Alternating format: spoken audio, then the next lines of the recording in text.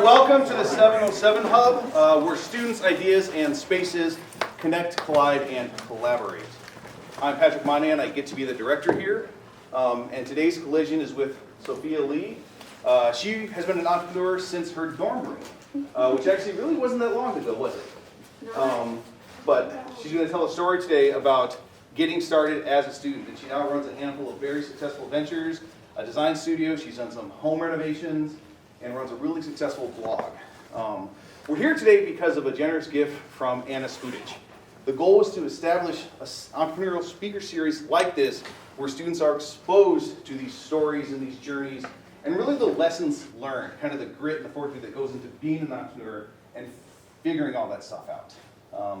And she's going to be interviewed by our friends, those two guys, Alan and Jim from Hustling Sideways, and that's all I've got, so I'll let you guys take it away. Thank you.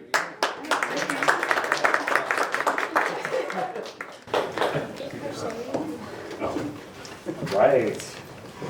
Hello, check. Can you all hear me? We're good? They can hear us. I mean, I could just go like this. You can hear this. Either way.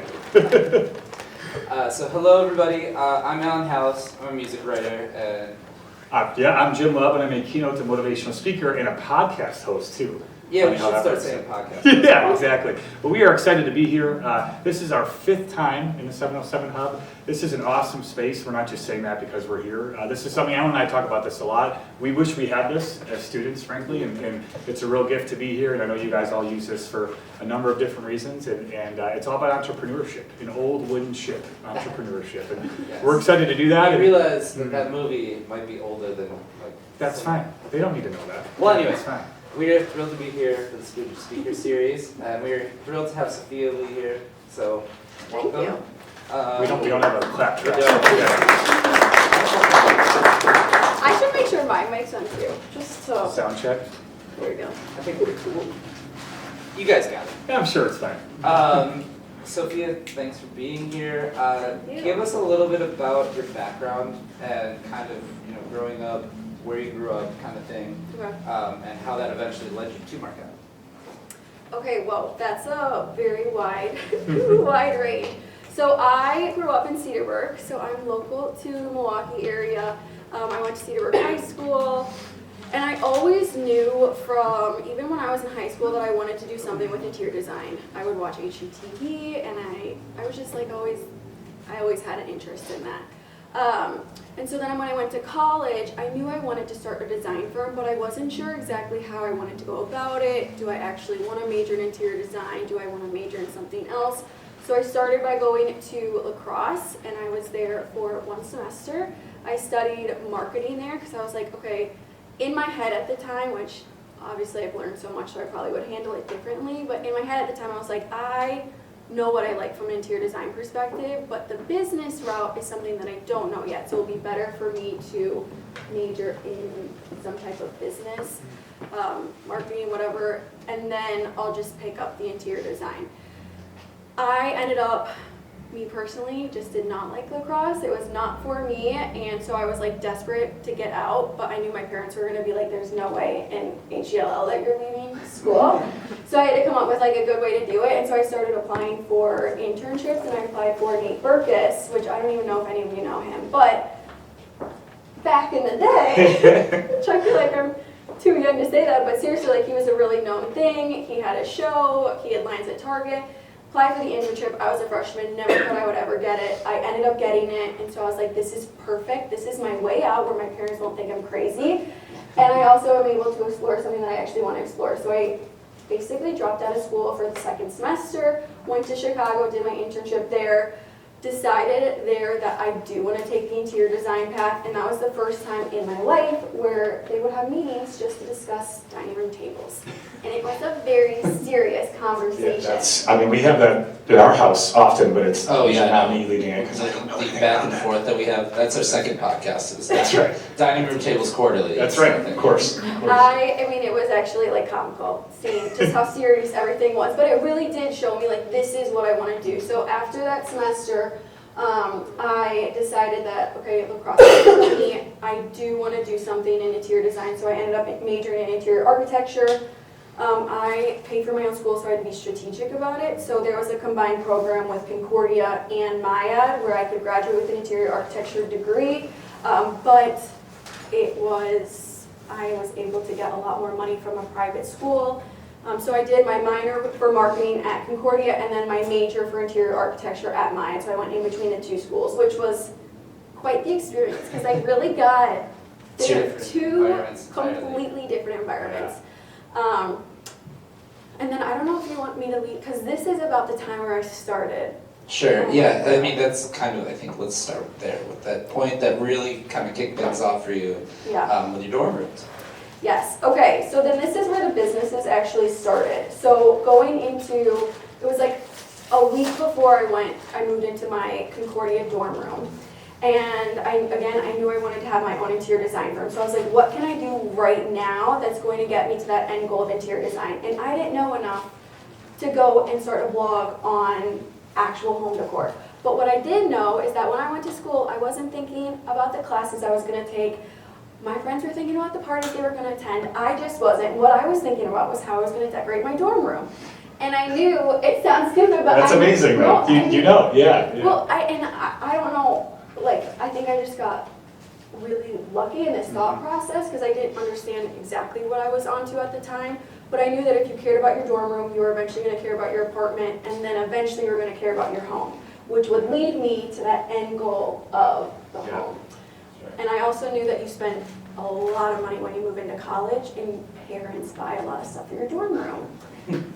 So that's where I started the blog, and I was able to make the blog profitable so that by the time I graduated college, I could go into it full time. Okay. I know a lot to unpack there. I was like, let me slow it down just a little bit there. You asked a broad question. Yeah, that's Alan's fault. Yeah, I agree. So you started with designing your dorm and then creating content around that with the blog. Yeah. What was kind of the transition to say, other people need to know this? Because we have like a creator economy of kind of now, I think anywhere where they can go to TikTok or Instagram and people are doing like tips and things like that. Yeah. What was kind of the genesis of you being like, other people should know how to design their dorm the way that I did with my dorm? Yeah, I mean, some of it was from a selfish perspective. Like, I learned very quickly that for me to be successful with it, every single thing that I put out there had to not be about me at all, actually. Had to be, like, strictly about helping whoever is reading it. And I don't know if I'm necessarily answering your question, but from, like, the blogging perspective, that was just the least expensive way for me to get my name out there. Like, Okay. I had a laptop for school already. So it was essentially, all I needed was a blog host, and I bought a theme off of Etsy. So I probably spent I babysat to make this money. I probably spent $200 total starting the business. And then all I needed was my time. And I didn't have any other money when I was in college. So that was really the most effective means for me to get my name out, which is why I started the blog. No, it's funny. I know you said the word selfish, and we Yeah. have to be selfish sometimes in all of this. Like, it's kind of, if you're passionate about it, which you are, you have to think about what you're going to put out there. And did a brand come to you pretty quickly in all of this, or did you start realizing what your voice was going to be, or how long did that take to actually formulate you and your words within it? Okay, so I, again, take everything very strategically. So when I was researching how to start a blog, I came upon these mom bloggers, and at the time, TikTok wasn't a thing. I knew I didn't want to start social media because I was a full-time college student. I didn't have time. I was also nervous about it, and so the blog was the most discreet way for me to do it. But I came across these mom bloggers who were making $250,000 a month on their blog. Gosh. And We got in the wrong game. Yeah, what did we do in here, Ellen? yeah, it was crazy, and they were doing it while raising kids. And I was like, okay, if they're doing it while being a stay-at-home mom, I can do it while being a college student. So I really took a lot of their strategies and how they were doing it. I barely still to this day do any brand deals. For some reason, I'm all about being authentic. That is one thing. I'm just say it like it is type of person, and so I'm hesitant with doing brand deals I don't know. So I figured out ways to make money not through brand deals. Totally. I have a feeling that's why you're successful. I think the authenticity comes through, and people relate to people. I don't think, Yeah. that, you know, Yeah. people, I mean, obviously there's ads out there, and certainly if you get sponsored with that, that's fantastic. I've found too is that people want to hear from you, like Well, what people your are story just not is. stupid. Right, Like, people, yeah. I They think catch any on. of us know at this point with how many like just creators there are when someone says something they believe versus like, Yeah. Something doing that it to get they're paid. like fed Yeah. kind of thing. Yeah, Hashtag ad. yeah. Yeah, exactly. Yeah. So creating content is one thing, creating a blog is one thing, developing an audience is also Mhm. a tough thing to crack, Mhm. for sure. How did you kind of go about finding your audience, finding your people? You said the mom blogs having their kind of tactics, but then getting your name out there or getting the website out there. Like, Yeah. what was kind of the process for that? So in all of our businesses, one of the most common sayings that we have is no one cares about you, they only care about themselves. And so that is something that I refer back to in literally almost every single thing that I do. And so when starting the blog, I was constantly like, even if I phrase something like my 10 favorite dorm room essentials or something, if I changed it to the best 10 dorm room essentials to make your life easier or something, it changes it from me to them. That's a great And point. so I learned that that was a really easy way to get people to the blog, and then I just was like, how can I make my content the best that it is like out there? And at the time when I started it, there wasn't I was one of the first ones to like hit that dorm market, Mhm. Sure. which made it a little bit Yeah. easier, but still, I think even today, if you went about it with like, how can you make your information more helpful than anyone else's? Mhm. Yeah. You almost have to like kind of work backwards and go off of like, what are people searching? What are people Oh, keywords? Okay. Googling? You know what I mean? Like, Do you guys know what like keywords are? Okay, so Like SEO yes, keywords. SEO, this was not something taught when I was in school. I think this has now changed. If you learn SEO, no matter what career you go into, it will change everything for you. It will change your mindset on how you do things. Any website, any business you start, you'll be able to get in front of more people. Like that is really something that you should understand. That's critical. do we have English majors in here or like writing majors? Because they would benefit from that. Absolutely. Absolutely. Now, just to come back a little bit, when you start building this audience, Alan and I talk a lot about this, about dealing with negativity. Like you were Oh. maybe the first doing what you did you deal with people leaving negative comments on it, or like, why are you doing this, or who cares about, you know, like generally that, because we've dealt with it before and have our sort of ways of combating it, but what were some of that like for you, like people who just didn't support what you were doing or had something to say about what you were putting out there content-wise? Yeah, I mean, all the time. And if you do a career path like I've done, you go into it being like, this is part of the gig, this is what happens, it's just a way of life. In the beginning, I wasn't necessarily worried about, I was more worried about the people that I actually knew, and then people that like I knew from schools that were like near me, or what other people in like my group-ish would think of it. So that was my first thing. And then of course, once you start getting like bigger and bigger, you just get opinions every single day. I have the thickest skin in the world, and honestly, sorry if I'm swearing, but I don't give two shits about what people think, and if I would have stopped a long time ago. And the people that made fun of me before, they're now looking and being like, maybe I should have. Yeah. stuck with Maybe it. you're onto something. I am very much kind of in a similar path of like, so I put on shows, Yeah. you know, stuff like that, put on concerts. Mhm. Like, if I was the person on stage though, I would never want to have like anyone I knew in the crowd. Like my family, like obviously this is a weird setting for me to say that, but like if I was like in a band or something, I would not want to have like the immediate people that I know, because then that's like more pressure. So you were like, just look beyond that entirely, kind of like look at the rest of the world that's out there. Well, and I like treated it as a business from day one. So I was like, it's not even me. Like this is my business, you know. And I can only imagine. Like I think back, and my dad, I'd be like, Dad, I'm gonna make $500 this month off of my blog, and he'd be like, okay, like this girl, like what is this girl doing? And then I'd be like, I'm gonna make 1,000, and then I'm gonna make 25, and then 5, and I think. Eventually, he was like, okay, wait, maybe I need to be the one that like zips my lips, and she's maybe onto something, but I think she's figuring it out. you're gonna get, I mean, I get every single day I get people, and I'm fine, I'm at the point where like, if someone comes and says something about me, I could care less, like, it's more of them. If somebody says something about like, my team, or like Ben, or my sisters, then I'm like, game over. Yeah. But for me. who cares? You're working for them now, kind of, sort of. Yeah, Yeah. yeah. That's critical, and it's important. It's hard to do that. I mean, I don't have thick skin. Just that's how I am. And so for me, when I started, people are like, "Why are you speaking?" And I'm like, "Because I want to." Whatever. And now I don't care because I just enjoy doing it. But you're going to have that happen. People are going to question why you're doing it, especially if it's something you're passionate about. And I wish more folks were like you in that sense of like, I don't give two shits. Like, let's go and let's make this happen. And I think that you can develop that, and you're comfortable with what you're doing, and you can really see how it goes in action. And people that were like that are like, oh, she is really good at what she does. Yeah. This is it. Well, and if I was to take the same path as everyone else, I wouldn't be here where I was Exactly. today. So for you to do something different or like entrepreneurial, whatever, like That's a you word. have to do it.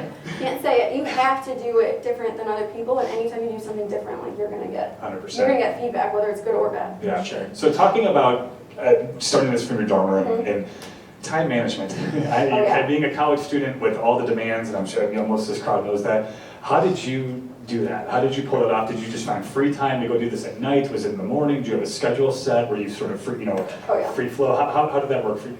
Yeah, so I have a very type A personality. Like I am very structured. It's just how it was born. So that did help me out. But I was also, at one point I was taking 24 credits because I was trying to catch up and graduate on time. So I had all of that. I was nannying like 15 hours a week. And so I was waking up. I'm like a huge time blocker. And so I would go and I would like literally from like 6 a.m. when I woke up all the way until 11, I would go and plan out my day. And I'd be like, okay, if I wake up at 6 a.m., I need 25 minutes to get ready, and then I need 5 minutes to walk to this place. And I would plan out everything. And so I would just, I was like crazy. Like I honestly, I look back and I'm like, I don't know how I necessarily kept up with it. But I think I was just so like gung-ho about it. You were driven, yeah. Yeah, but I even like when my friends would be like, "Do you want to go out?" And I'd be like, "No, I'm gonna work on this." Like, I can only imagine what they were thinking, but I really took it like super seriously. For better, I look back and I'm like, "Oh, I wish I would have enjoyed my college a little bit more." But at the same time, no. I think you did. You felt a passion, right? Well, maybe you didn't. Not in a traditional, like I do. When I have kids, like I want them to go fully enjoy their college because I just like didn't enjoy it in the normal sense. But at the same time, like I'm now where I am, I'm like thank you God. Thank goodness I did that. Yeah, and I think it's important, like to have that structure or whatever that works for you to have that time flow. Because same, I usually do most of my stuff at night when I was gonna say I would kill for that time management strategy because I don't have those. Yeah. I'm usually more of like if I can be only 5 minutes late, then I'm good. You know what I mean? Like that's fine. You don't have anxiety. Oh no, I definitely do. Just while I'm different forms. I'm speeding to somewhere. Yeah, absolutely. Yeah, I spiral it. If I don't have things planned out, like I'm a bitch. Like I love need it. things. And you know how you have to operate, which I think is the important Yeah. part. Like that's what it takes to be successful, is to know yourself well enough. Yeah. And I think since you were, that ending your time at lacrosse, like you knew what you wanted to do, Yeah. and putting that together of like, here's the plan. And not many people, when they're 18 or 19, have that down. So I think that was a significant leg up, and then you knew exactly what needed to happen for the next couple of years. Do you think that sort of motivated you in a sense to be like, I know I'm doing something different than my peers? You know what I mean? Like to be like, did that drive you maybe underlying kind of thing? Like, yes, they're out partying, having fun, but you're also like, I'm planning for beyond college. No, if I'm being honest, I was more embarrassed about that than anything in the moment, but I was paying for school completely on my own, and so I had to figure it out. Like I didn't have an option at the time unless I wanted to like, I was already taking out the max amount of loans that I could at the time, so I just didn't have an option. That's what needed to be done. Yeah. That makes sense. Let's talk about growing the business too and getting into the different avenues that you've gotten into now, beyond that. Because I think, I am definitely somebody that I'm like, my one business. It's going to be my business, and I'm going to try and, I can't think of like, I'm going to splinter off into different directions. When did you start thinking about what your next kind of move was going to be of like, getting into different avenues that you're into? Yeah, so your way's probably better than what has happened with me. But from day one, the goal was the interior design firm. So that was like the overarching goal through literally everything. And then the two other businesses happened just super organically. So I have the design firm, and then I have the planner business, so the daily, and then I have it's called like Perfecting Blogging. This is like a secret one where I do courses on how to start a blog. So I'll kind of go through how I started each of those. So when I started my blog, I started taking courses because I was able to learn information way faster. And I knew as a college student too, there's education in money. So as I started figuring out, or there's money in education. As I started, as I started figuring it out, and I was taking so many courses, I was like, okay, my strategies are working. Like, if I'm paying for other courses, people are now emailing me how to start a blog and how to do things. Like, I might as well make this profitable. So that is how the Perfecting Blogging started. And I also learned really, really fast how important passive income was. So I could spend 2 months creating a course, and that course that I created is still making me money today, which like I go and update it a lot, like it's weak, but you know, I don't have to spend every single day in it. So that's how I started that business.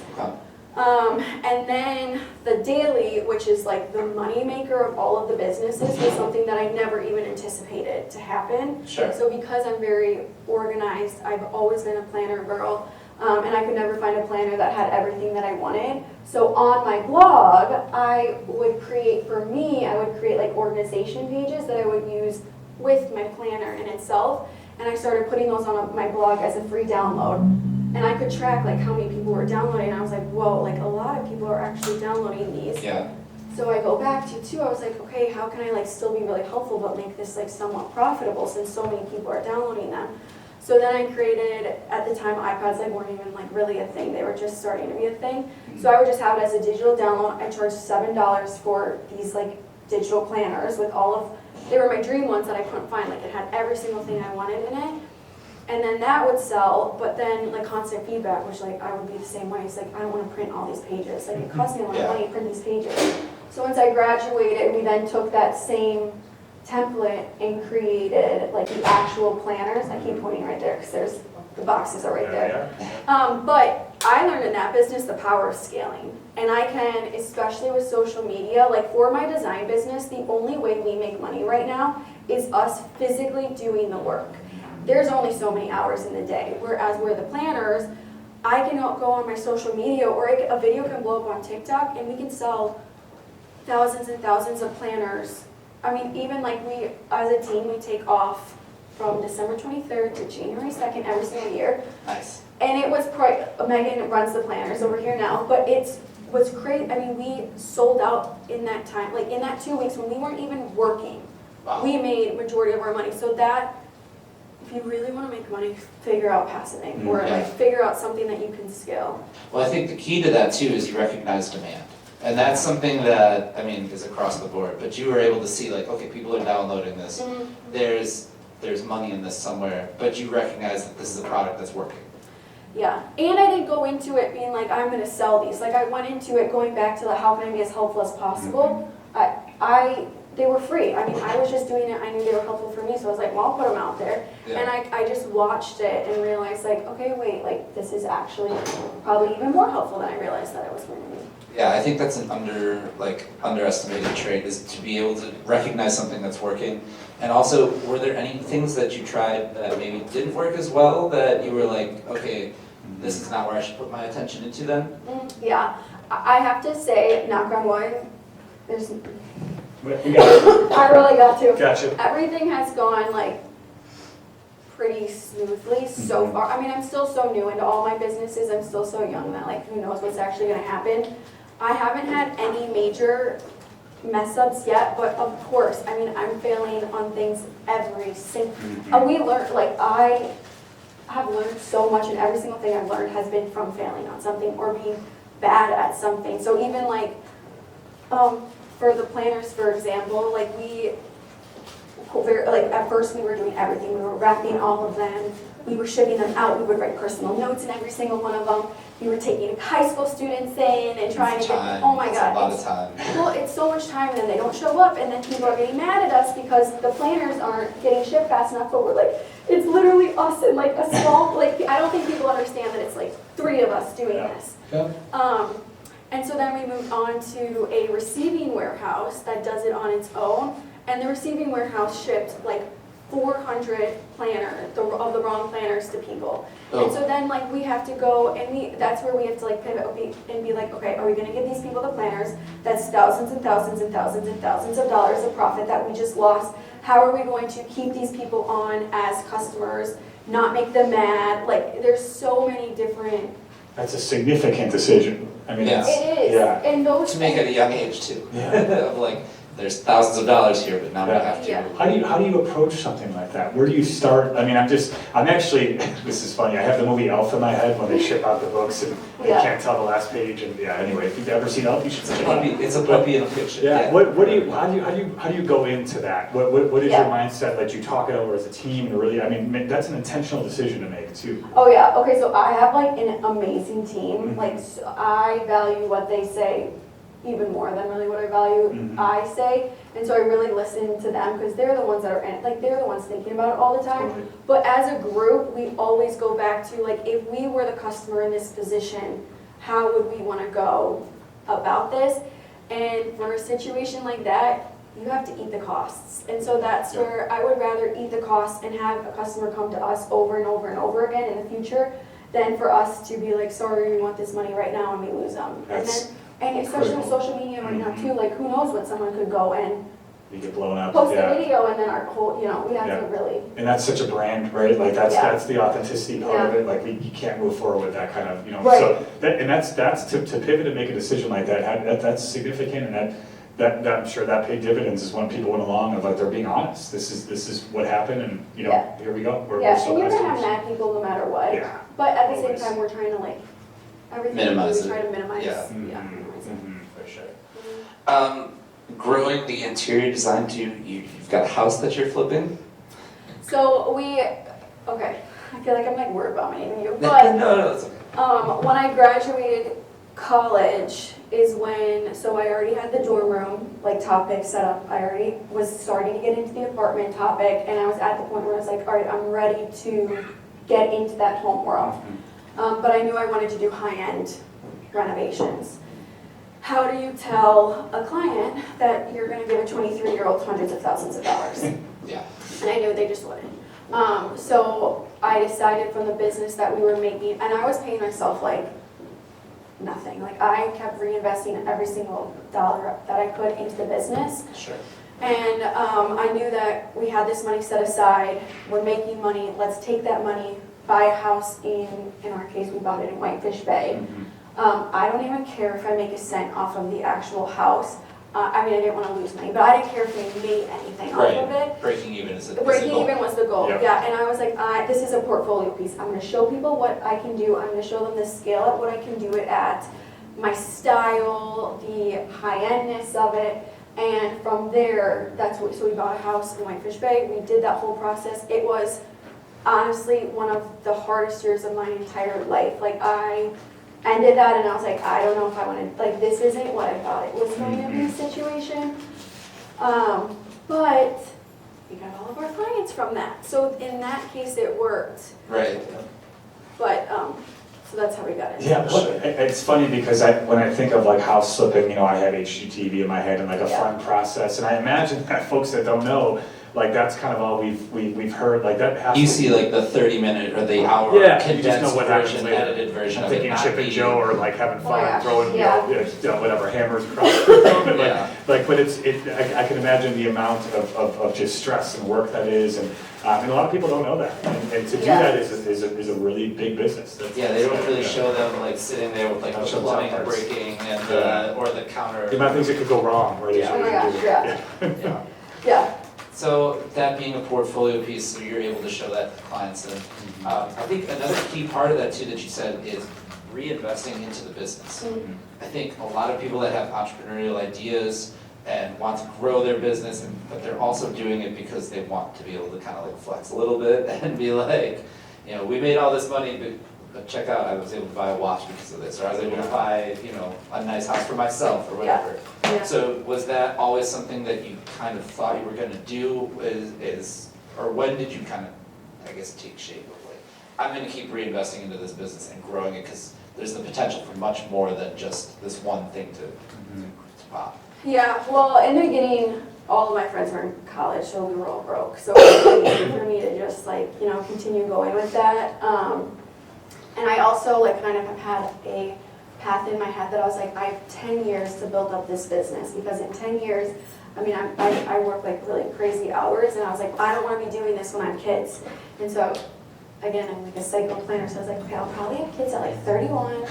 So again, I have 10 years to get this set up, and for me to do that, like for me to take this business where I want it to be, I have to reinvest it. And I didn't want any outside investors. I didn't want to take on any debt for it. So the only way that I could was by putting the money back into. Absolutely. Yeah, and I think too, there's a lot of like startups that just take investor money and they're like, cool, we're able to pay ourselves. Right. But they don't realize that. Yeah. Eventually they want to get paid back too for that. Right. And yeah. Go ahead, cut you off. No, I was being in college and doing it was like a good backup for me, because I was in a dorm room, and then my college apartment that I was staying in with my friends, I think it was like $250 a month or something. But again, like that was conscious. Those were the days. I know. Those were like decisions that we could have all went and spent like, and you guys are in the city, so sorry if you're, my sister pays this much now too, but like could have been $1,500 a month, and if we wanted to, but I think it was easy in that sense. But then I was seeing like the impact. If I want to keep growing the businesses, I have to put the money back into it. Now, if you're reflecting back a little bit, thinking to 18-year-old Sophia, is this where you thought you'd be in 7, 8 years later? Was this what you had in mind? Did you have a vision and you're hitting it, or are there a couple of things that you really want to do? If you're thinking back to that. Okay, so I always feel so annoying answering this, and I feel really cocky, and I'm not trying to be cocky about this. No, this but is the space for it. Well, I truly believed in what I was doing from day one. Like when I told my dad that I was going to make $5,000 on the blog that month, like I truly believed that I was going to do it. So yes. I love it. Yeah, like I really did think that this is where it was going to be. Yeah. I thought you'd say that, and I like that, because I think confidence is really important. Yeah. I think, and you call it cocky, I call it confidence, so call it what you will, but. I was naive. I think that's so much of it too, is I was so naive. Like I'm still naive. Like there's so many, one of our most said sayings between all of us, because we're all a young team, we're all under 27, the whole business, is we don't know what we don't know. And there's almost all of the failures that we've had are things that I could have never, ever anticipated to happen. Yeah, that's awesome, and with all that is where you've gotten now, and I think it's critical to have a vision like that, to go in and things are going to change, things are going to go wrong, you'll pivot, all those different types of things, but to know where you want to get to, your why, if you will, and I think I have a feeling of your why really to help people and share this message that you're doing is important, to have that for a while and stick to it, and I think that guides you along each step. Like some of these decisions you made, there's a clear why of it that you've been thinking about since you left lacrosse. Yeah. And this podcast is not sponsored by lacrosse, so we can talk about how you left and you're good to go. But really feeding into that and every decision you made along the way, I think you have every right to say, yes, this is exactly where I want to be, and to be confident for it. Thank you. But I also know what I don't. Like, I know that there's people that are so above me who know so much more, and I read so many self-help books too. And that's like back to the courses too, like that. I knew those people knew more, so that's what, like, you have to rely on that, or kind of go to that. I think there's a lot of people that see, social media and they go, I can do this too. Like, as somebody that I run the hustling side with, is like TikTok, and I'm trying to follow all like the side hustle people, and there's so many that are like, you just have to do this. It's just so simple. You just do this. Never the case. If there is somebody though that is trying to build a business, and we talked about passive income, we talked about finding demand, all sorts of things like that, is there like a piece of advice that you would wish you could have told yourself to, back then? Yeah, well, so this is what I tell other people who ask me this is, and this is kind of contradicting what you said, but it really isn't hard. It's just a lot of hard work. And so many more people would be successful. Like there are so many people who start blogs or TikToks or whatever it is, and then it's a lot of work, and then they give up on it. Like if you were just going to stick with it, whether it be a year sticking with it, whether it be 3 years, 5 years, whatever it is, like eventually you are going to be successful, you just have to like be able to go into the heart. I love that. And actually, so one thing Alan and I do every year, we pick one word in lieu of like New Year's resolutions, because New Year's resolutions just never come true. It's been my experience. And I stick with one word. And my word this year was relentless. And I feel like that's what you just kind of described, is like, especially for your case, and we have kind of similar here, is our brand is authenticity. Like that's kind of how you approach it and what's worked for you, and that's the way I've done it. And I'm relentless in that. Like I don't really care. Like if I put something out there, it's from me, you know, and it's not like it's going to be false, or you know, it's my message. It's what I care about, and if someone doesn't agree with it, like totally fine. You don't have to. But relentless in doing that. And if you had to pick, like, is there a word that sort of defines you in your approach? And that's kind of a loaded question. I know you weren't ready for that, but has there been a word that's maybe stuck out? Is this has been a focus for me, or has really guided you along the way of where you've gotten to now? Okay, it's 2 words. Yeah. So not one. But calculated risks. I'm Nice. always That's thinking. good. That's a good one. You Yeah. should mark that one down. Yeah, write that down. I like Yeah, that. because I'm constantly taking risks. Like I know for any of our, I mean, oh my God, we just spent hundreds of thousands of dollars on another Totally. panorama. Okay, what if someone doesn't buy it? You know, like then Yeah. then we're out literally hundreds of thousands of dollars. But we calculated that, you know, like, and that's how I've really done. Yeah, and it's not a gamble, it's a risk. Oh, no, which I think is too very, yeah, like, it you know, is. that's you knew what you're going into, but it is a risk, but it's not a gamble. It's like, sure, we'll see what happens. Like you had a mindset that influenced this decision.